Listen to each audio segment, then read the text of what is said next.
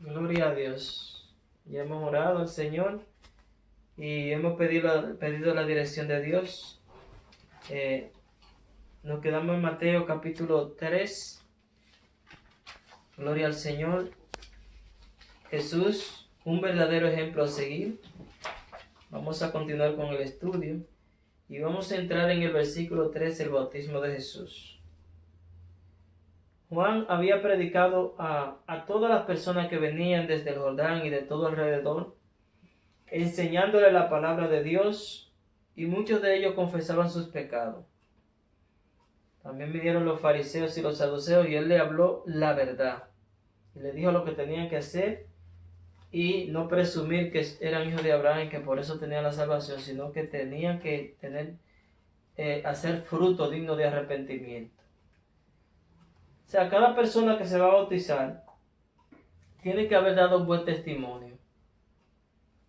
O sea, las personas no se pueden bautizar porque hoy aceptaron a Cristo y ya se convirtieron ya, y muchos pues siguen igual, se bautizan y siguen igual, nunca cambian.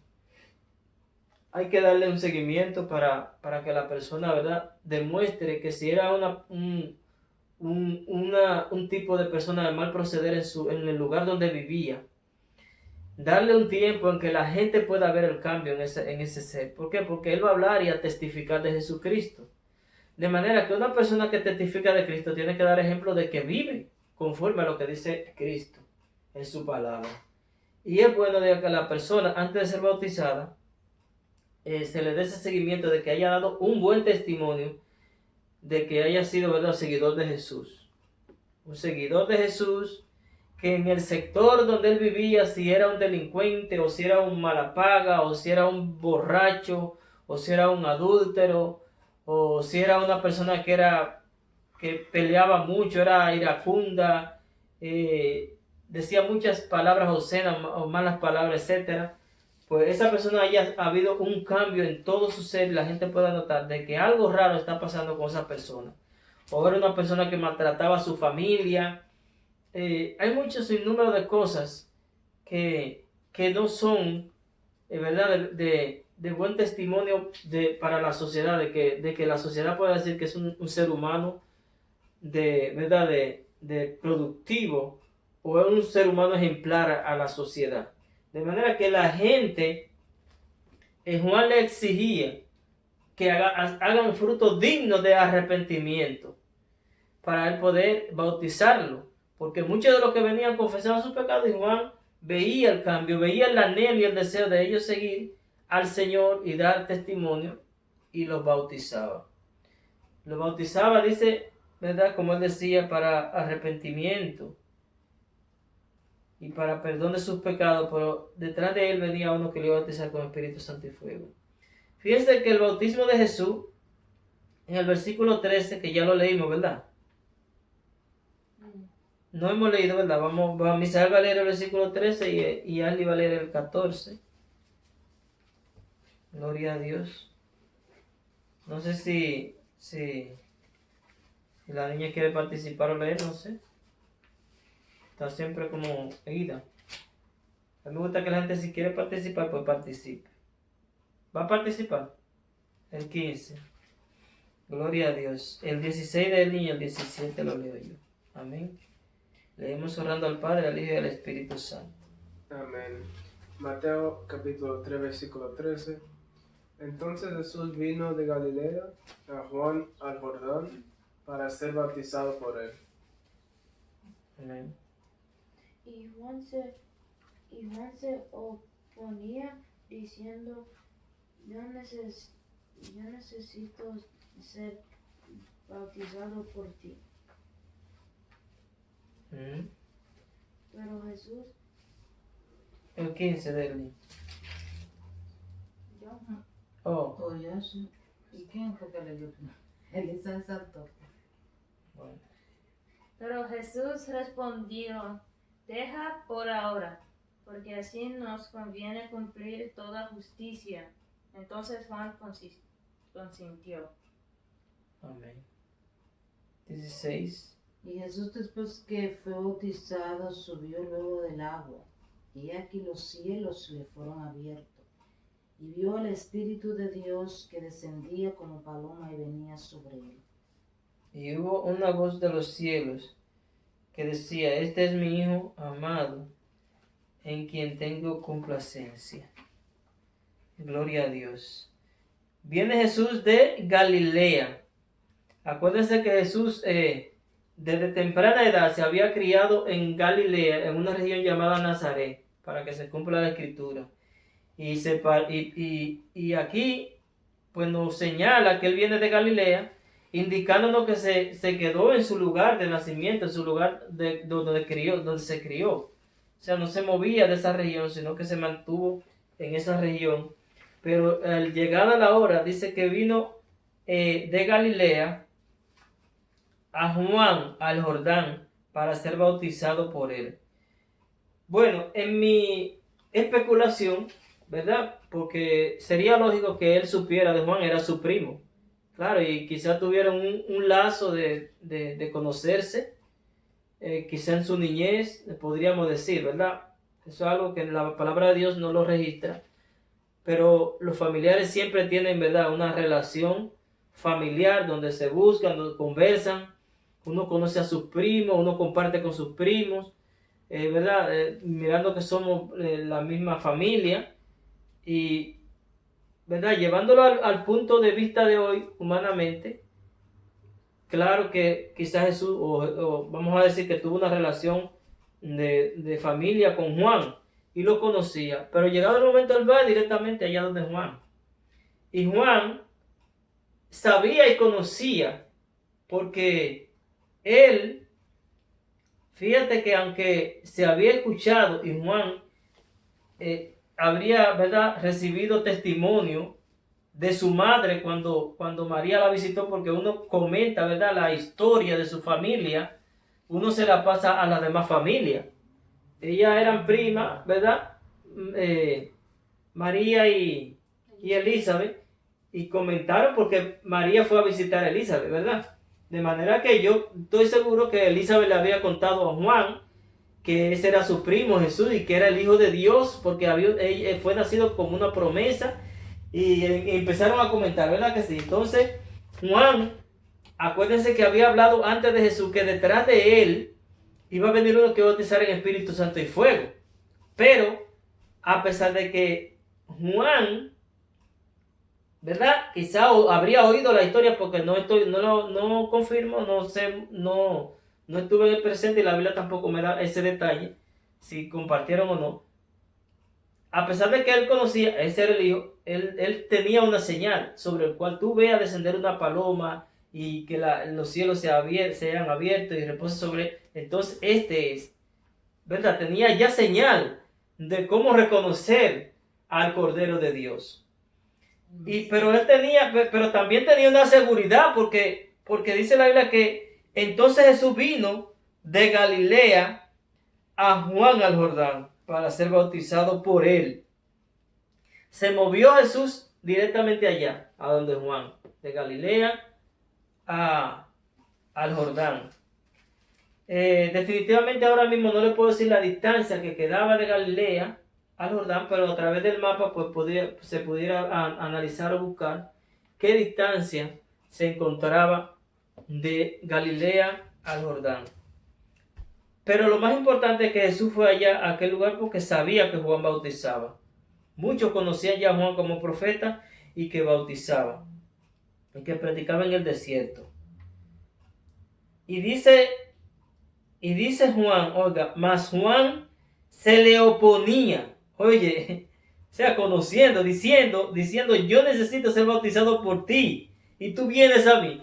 O sea, la declaración de Juan aquí en este versículo es: oye, pero tú eres una persona que necesita, porque él había oído, ¿verdad? Milagrosamente fue nacido de Dios, definitivamente del Espíritu Santo. Este hombre no necesita ser bautizado.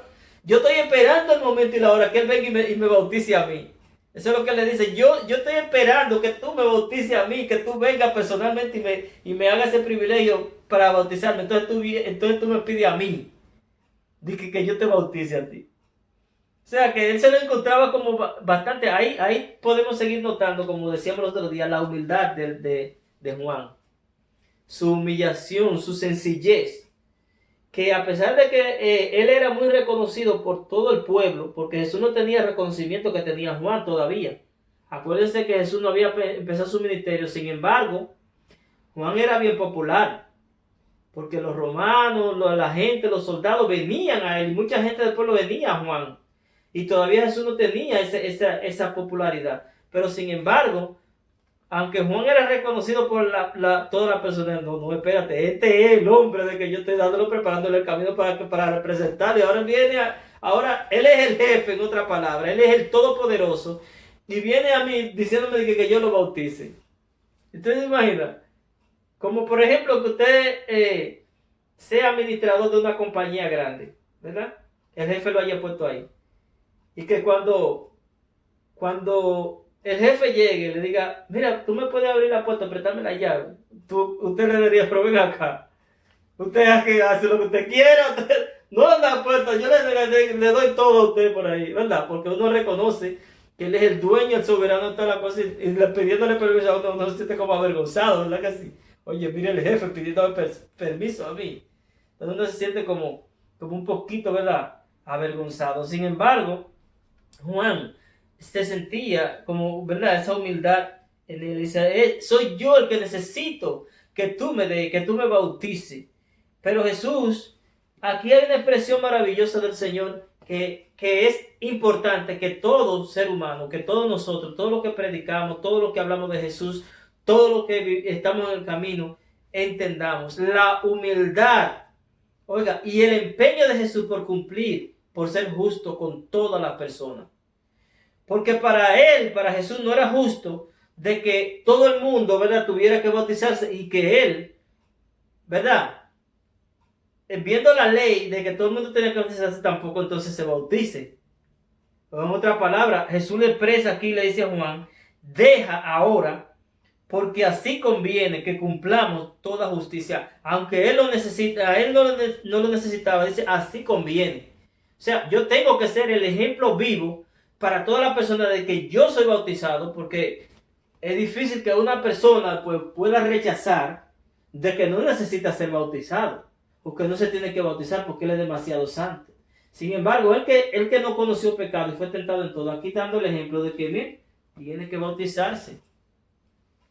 Esto es para todo. El líder más grande del mundo tiene que ser humilde. Él necesita ser humilde. Él necesita tener un contacto con las personas. De que el pastor, el ministro tenga una oficina, tenga un lugar donde tratar con la persona, tiene que tratarlo a todos por igual. No es que para fulano de tal que me trae, que es un profesional, hay una oportunidad para hablar con él, y para el otro que vende los plátanos por las calles, que anda en una carretilla o un triciclo vendiendo los plátanos, no tiene oportunidad para él. Todos tienen que ser iguales. Y ese ejemplo nos lo dio Jesús a nosotros. El Señor nos enseña a que nosotros, hermanos, cumplamos la justicia. Tenemos que ser justos con toda la persona. No podemos hacer acepción de personas porque entonces nos convertimos en gente injusta. Y la Biblia nos aclara que los injustos no heredarán el reino de los cielos. No importa quién sea, no, porque el pastor es así, tú sabes que hay que respetarlo y Dios lo conoce y Dios lo puso ahí porque es el líder, no. Aunque sea pastor, aunque sea ministro, aunque sea el más grande, aunque sea el líder más usado, si no actúa con justicia, no heredará el reino de los cielos. Pero ¿quién es este que está diciendo esto? Como que él tiene la autoridad. No, yo no tengo la autoridad, pero la palabra de Dios sí tiene la autoridad, que es la que dice que los injustos no heredarán el reino de los cielos. Hermana Deli. Y también ahí también podemos aprender de que hay mucha gente que no le quieren dar como mucha importancia a lo que dice la palabra y la quieren como no, eso no es nada, eso como pasarla y que no es nada. Sin embargo, el Señor está diciendo aquí, conviene que se cumpla. Claro. Conviene así, que se haga justicia. Que se cumpla toda la justicia, es decir, toda la palabra. Toda la palabra tiene que cumplirse y hay que poner... Es decir, aquí desde Génesis hasta Apocalipsis hay que obedecerle esta palabra. son importantes. No se puede saltar. Hay gente que le salta los versículos. Salta al que no le conviene Lo salta, es muy muchas duro. religiones también. Muchas No religiones. lo leen, no. Nos convertimos en religiosos. No lo practican, el versículo que no les conviene, no lo hacen, lo pasan por el alto. Sin embargo, el Señor dice que es necesario que hay que completarlo, completar todo lo que tiene que ver con la justicia, con la palabra de Dios. Así es, porque fíjense cuando mataron a los niños, tenía que cumplirse esa escritura ahí. Raquel llora a sus hijos y no se quiso ser consolada. ¿Cómo Dios, siendo Dios, permite toda esta masacre? Porque tenía que cumplirse la escritura, no podía saltar. Esa parte ahí era una señal viva de que era el Hijo puro de Dios, para que toda la humanidad se diera cuenta de que, wow, cuando se cumplió esa masacre ahí, de que mataron a los niños, óyeme, tiene que ser el que va a libertar a su pueblo. Miren una similitud con Moisés. Cuando nació Moisés, estaba buscándolo a él y a todos los niños lo mataron, ¿sí o no? Y buscándolo a él para matarlo también. O sea, que tiene la misma similitud de Cristo. A Cristo mataron a todos esos niños por causa de querer matarlo a él también. Pero tenía que, oye, cumplirse esa escritura. Y es un buen punto que debe enseñarla porque las escrituras no se pueden saltar. La escritura, todo lo que Dios nos ha dado para santificación, para que vivamos una vida como Él le agrada y para que podamos ver su rostro, no podemos saltarla. Ay, que la Biblia es como muy estricta, la Biblia es como demasiado, ¿me entiendes? Corrige mucho, impide muchas cosas que uno quiere hacer, no le da a uno libertad. Al contrario, la palabra de Dios nos ofrece libertad. Lo que nosotros conseguimos que es libertad, porque yo no sé cómo que nosotros los seres humanos somos. Nosotros llamamos libertad a que podamos vivir en un vicio. Oye, cuando un vicio lo que hace es que nos ata. Eso de que le llamamos libertad, hacer lo que yo quiera. Eso no es libertad. Porque hacer lo que tú quieras, tú te vas a convertir en una persona despreciable para la sociedad. Cuando tú llamas, la gente llama a hacer lo que quiera, no respetar a nadie, que nadie le diga nada, que no tenga que ver con que le llame la atención nadie. Vivir a como quiera, no tener ley. Y esa es una persona que no es una persona que va a ser de bien a la sociedad, ni tampoco va a agradar a Dios, porque Jesús se sujetó a las leyes. Jesús, el Hijo de Dios, el que hizo la ley, también se sujetó a la ley. De manera que yo no entiendo cómo es que la persona, es el mismo diablo que no quiso sujetarse allá, es el que está sembrando eso en el corazón de la persona. Y nosotros tenemos que tener claro, los seres humanos tenemos que tener claro cuando es él que nos manipula. Porque el que no se sujeta no es una persona que vive una vida normal. No lo es. Dígame, hermano. Sí, porque por ejemplo Jesús sí quería nos bautizar, porque realmente ¿qué era lo que significa el bautismo? Arrepentimiento de pecado, y el Señor no tenía pecado. No tenía pecado, exacto. Él no estaba, es decir, si él decidía no bautizarse, como quiera estaba bien, porque realmente el bautismo no le cabía a él, porque él no tenía pecado. Sin embargo, él, en obediencia a la justicia, a la palabra de Dios, al cumplimiento de que se cumpla, se bautizó. Entonces hay versículos que confrontan a uno y uno no quiere cumplir, de que no, eso no es necesario. Sí es necesario, porque si el mismo Jesús lo tuvo que hacer, nosotros quiénes somos para no hacerlo. A la mujer debe vestir honesta, piadosamente, ¿verdad? Como dice ese versículo ahí. Pero hay muchos que saltan ese versículo. No, eso no es lo que quiere decir, o qué sé yo, que o lo quieren arreglar. Ese versículo tiene que así como está ahí, que tiene que vivirlo, tiene que hacerlo, tiene que cumplirlo como está la escritura, para que sea bienestar de cada persona. Claro, porque tiene que cumplirlo, porque está ahí para cumplirlo, para que sea cumplido por nosotros, los creyentes. Porque lo que nosotros podemos notar es que cuando nosotros nos llenamos de esa esperanza de Dios, nos mantenemos en una vida pura, porque queremos estar con Él y queremos verle cara a cara. Y así como Él es, y así como Él anduvo, nosotros también tenemos que andar en una vida santa, en una vida pura y en obediencia a la palabra de Dios. ¿Hasta cuándo el hombre tiene que obedecer? ¿Hasta cuándo? ¿Hasta que le guste o no? No. No es así. Los seres humanos tenemos que sujetarnos. Y Dios bendice al que se sujete y al que obedece. El que no obedece va descarriándose y va apartándose como Caín. Dice la Biblia que no seamos como Caín, que mató a su hermano. Y es porque era del maligno. Entonces mucha gente se van apartando, se van separando. ¿Por qué? Porque no quieren obedecer. La obediencia, dice la Biblia, dice padeció. Por lo que padeció aprendió también la obediencia.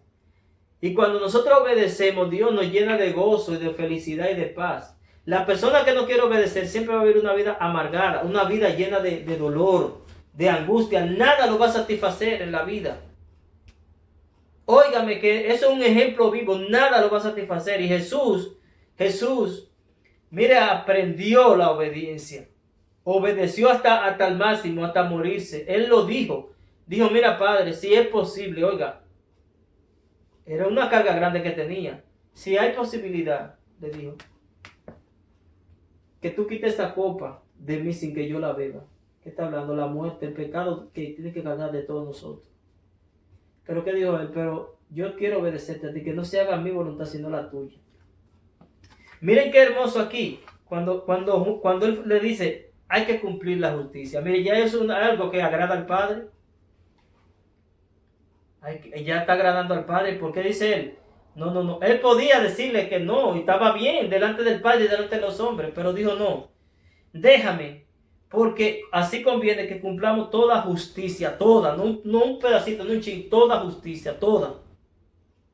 No se puede ser injusto. O sea, yo no puedo ser justo con ustedes, ¿verdad? Siempre justo, no, ellos hacen la cosa porque son niños, porque son jóvenes, la están haciendo así, mal, y entonces a los otros exigirle.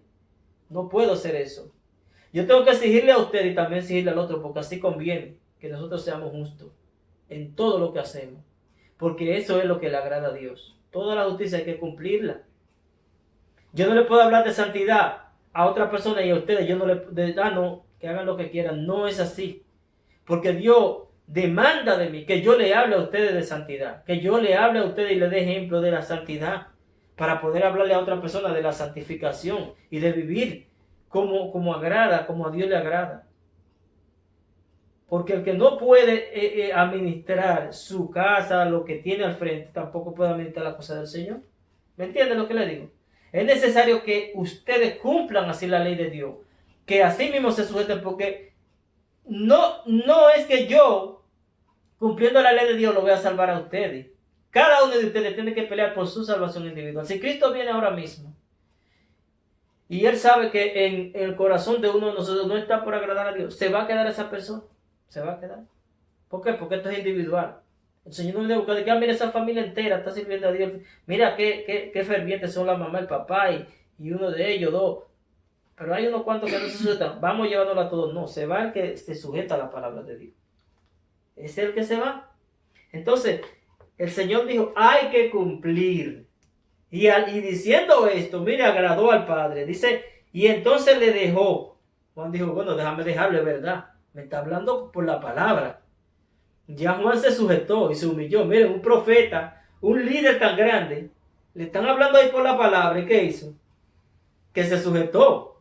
Porque lo están confrontando con la palabra. Jesús le está diciendo, no, déjame, porque así es, no insista.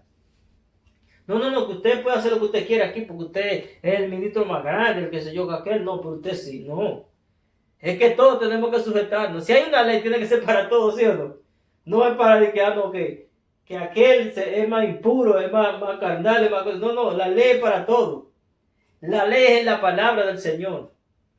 Y dice la palabra de Dios que Juan recibió el consejo de la palabra de Dios. Sea ministro, sea líder, ahí le están hablando por la palabra, recibe el consejo de la palabra de Dios, no lo que usted piensa, no lo que yo pienso, no, que eso es lo que prevalece. Yo soy el líder aquí y eso es lo que se tiene que hacer. Pero aunque vayan por encima de la palabra de Dios, es que yo lo dije ya y yo no quiero quedar por vergüenza. Tiene que hacerse como yo lo dije, aunque contradiga la palabra de Dios. Y por eso hoy en día pues hay muchos problemas y muchas dificultades en mantener una vida pura y santa conforme a lo que dice la palabra. Ya la palabra de Dios se tiene como un libro, que se coge el tema que uno quiera y ya lo otro se rechaza. No es así la palabra de Dios. La palabra de Dios es pura y santa, toda la escritura. Es inspirada por Dios. Y dice la Biblia que ellas son aptas para redarguir, para corregir, ¿verdad? Para enderezarnos. Entonces ella es la escritura santa de Dios. Jesús dijo, bueno, vamos a obedecerla. Y Juan dijo, bueno, vamos a dejarlo. Es verdad lo que él está diciendo, tiene lógica lo que él está diciendo, que hay que cumplir la justicia. Entonces yo le estoy exigiendo a los fariseos, le estoy exigiendo a los saduceos que se arrepientan, y entonces a este, no, déjalo, vamos a hacerlo así. Tengo que hacerlo con todo porque todo voy a quedar mal. Y es una realidad, hermano. Hay que darle la ley a todo. Uno está haciendo mal, el otro está haciendo bien. No le dé la oportunidad, no le dé más atención al que está haciendo mal que al que está haciendo bien. Porque a usted le agrada mal el que está haciendo mal, el que está haciendo mal hace lo que usted quiera. No es así. Nosotros debemos de cumplir la justicia de Dios, no porque el otro esté de acuerdo con nosotros. No, ese exige mucho la justicia, pero es demasiado duro, es rígido. Pero aquel me acepta todo. Aquel todo lo que yo le digo lo hace. No es a eso que Dios nos ha llamado. Porque nosotros debemos de obedecer, ser obediente en la palabra de Dios, en el hombre, en aquel hombre que confía y que es justo con la palabra de Dios. No con el que es injusto y que quiere que se haga lo que él quiera. Gloria a Dios. Y Jesús, después que fue bautizado, subió del agua, dice ahí. Y he aquí, los cielos le fueron abiertos y vio al Espíritu de Dios que descendía como paloma y venía sobre él. ¿Quién es que está viendo esta escena? Todos los que estaban en el río Jordán y Juan también. Juan la vio, pero el que está viendo todo esto es Jesús. Es Jesús. Dice aquí que él vio, y Jesús, después que fue bautizado, subió del agua. ¿De quién está hablando? De Jesús. Y he aquí, los cielos le fueron abiertos y vio. ¿Quién vio? Vio al Espíritu Santo de Dios que descendía como paloma, venía sobre él. Y hubo una voz de los cielos que decía, este es mi Hijo amado, en quien tengo complacencia. Mateo solo se limita a hablar aquí de Jesús, de lo que vio Jesús y de cómo el Espíritu Santo descendió y fueron los cielos abiertos. Mateo se limita a hablar solamente de Jesucristo aquí. Pero en otro evangelio que vamos a estudiar después, pues vamos a ver que es un poco más detallado, más diferente, ¿verdad? Da más detalles de lo que pasó en esa escena. Pero aquí Mateo nada más habla de que Jesús vio la escena, descendió y dice que hubo una voz de los cielos que decía, este es mi Hijo amado, en quien tengo complacencia. Ya Mateo no dice si la oyó alguien, si tuvo una persona una experiencia, no, solo se limita a que Jesús fue que tuvo esta experiencia. Muchas veces nosotros queremos que Dios trate con nosotros, sí, pero queremos hacer lo que nos dé la gana, lo que nos dé el deseo. Queremos que Dios nos hable. Usted sabe el sacrificio que hay que pagar para que Dios hable a nuestra vida. Y nosotros queremos que por cualquier cosa Dios nos hable, no, que Dios me tiene que hablar. Pero vivimos una vida de desorden, una vida que no nos arreglamos y que no cumplimos con la palabra de la Escritura. Dime. Y hasta eso fue una profecía también. El bautismo de Jesús. Ahí en Isaías 42:1 dice, he aquí mi siervo, yo le sostendré, mi escogido, en quien mi alma tiene contentamiento. He puesto el espíritu, he puesto sobre él mi espíritu, y él traerá justicia a las naciones. Aleluya. De manera que él trae, Isaías estaba también profetizando. Ya Isaías estaba profetizando y aquí él está diciendo, espérate, ese versículo tiene que cumplirse, porque si Isaías dice que él va a traer justicia y él empieza a romper la justicia, que no se bautiza, entonces ¿qué es lo que está trayendo? Pues se supone que si tú traes justicia, porque tú estás yendo de justicia. Yo no puedo venir a predicarle a una persona del evangelio cuando yo no he recibido el evangelio en mi vida. Yo no puedo decirle a una gente, por eso que nosotros tenemos que tener en cuenta, cuando hablemos del evangelio, cuando prediquemos el evangelio tiene que habernos cambiado a nosotros para nosotros poder hablar del evangelio. Si nosotros vamos a predicar de Cristo, tiene que vivir Cristo en nosotros, en nuestra vida. Pero tú aceptaste a Cristo. Bueno, tú sabes, pero tu ejemplo dice que yo no te conozco a ti como cristiano. Yo te veo a ti que tú estás predicando, pero tú eres un diablo, una persona malísima. Entonces, la persona tiene que testificar de que, óyeme, este hombre está predicando de Cristo. Pero es verdad, él se parece a Cristo. Tiene que haber algo que te identifique con lo que tú estás haciendo. Ah, mire que yo le estoy aquí trayendo de la electricidad, le estoy hablando de eso. ¿Y tú eres electricista? No, pues yo no estoy trayéndote un producto de electricidad porque esto es lo que ellos me mandaron a hacer. O sea, el evangelio no es porque te mandaron a hacerlo. El evangelio es porque el evangelio es práctico. Más práctico que teórico. El Señor dice que nosotros debemos hablar, pero debemos llenarnos de Él para poder hablar. Él tiene que morar en nosotros. Y cuando ese río de agua viva fluye en nosotros, entonces nosotros podemos darle. Nosotros no podemos dar de lo que no tenemos. Sí, hermano. Sí, entonces, que el Juan el Bautista no conocía las escrituras, porque si él hubiese leído lo que dijo Isaías, él no le prohíbe de que sea bautizado, sino que sí o que venga, porque es que tenemos que cumplirla. Porque Sí. ya está profetizado, ya Isaías lo había profetizado. Pero sí el Señor se lo sabía. El Señor César lo tenía pendiente porque ya estaba profetizado que tenía que ser bautizado para cumplir toda justicia y que el Espíritu Santo iba a descender sobre él. No, yo creo, Bueno, yo difiero un poquito ahí. Él lo leyó. Sí, yo difiero un poquito de ahí de lo que tú dices que no conocía la escritura. ¿Quién? Juan conocía la escritura. Ahora, lo que pasa es que hay algo que nos afecta a cada ser humano, es la influencia. Es la influencia. Si a ti te mandan, por ejemplo, si tú llegas a la escuela y te mandan a repartir a ti unos regalos para todos los niños de la escuela, ¿verdad? Te dicen, ven, Derly, que vamos a hacer unos regalos. Y tú ves que están ahí haciendo fila, ¿verdad? Tú tienes 12 regalos y hay 13 niños. Y el número 13 fue o Ashley o Elizabeth que llegaron ahí atrás. ¿Qué tú vas a querer hacer? Y tú ves que los regalos son bonitos. Y a ti te dicen, tú puedes elegir. ¿Qué tú haces? Yo lo digo a ella, ¿no? Entonces tú vas a elegir a ella, pero hay 13. Hay 13 niños, hay 12 regalos. Entonces el número 13 es la que está atrás. ¿Qué tú vas a hacer? Porque los regalos son bien lindos. Obligatoriamente tu impulso de madre decir, no, pero es que yo, ay Dios mío, este que tan lindo para Elizabeth, ¿qué yo voy a hacer? ¿Qué yo hago? Tú vas a tratar de querer esconder uno. La justicia te manda a que termine la fila. Pero tú sabes que si termina la fila, ella va a quedar sin regalo. ¿Entiendes? Pero a ti te dijeron, tú eres la maestra, tú puedes hacer lo que tú quieras. Pero ya tú organizaste la fila y ahí llegó la número 13. Que está ahí atrás. ¿Qué tú vas a decir? Oye, qué cosa, Dios mío. Tú te vas a doler en tu alma, ¿entiendes? Juan, para mí fue influenciado con el testimonio de que él veía de Jesús. Porque Jesús, era como le decía a ustedes, había dado la palabra. Él era la palabra viviente caminando en la tierra.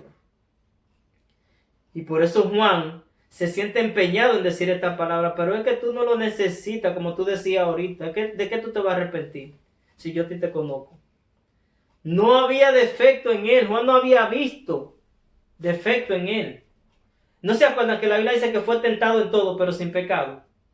Y yo estoy seguro que Juan vio parte de las tentaciones de Jesús y que salió terriblemente perfecto, intachable. No había de qué lo acusaran. Porque empezaron a buscarle falta a él y no encontraron ninguna. Cuando él empezó su ministerio, empezaron a buscarle falta por envidia y no encontraron ni una falta ni una tacha. Imagínate tú. Entonces Juan, influenciado por él, dice, no, es que tú no te puedes bautizar.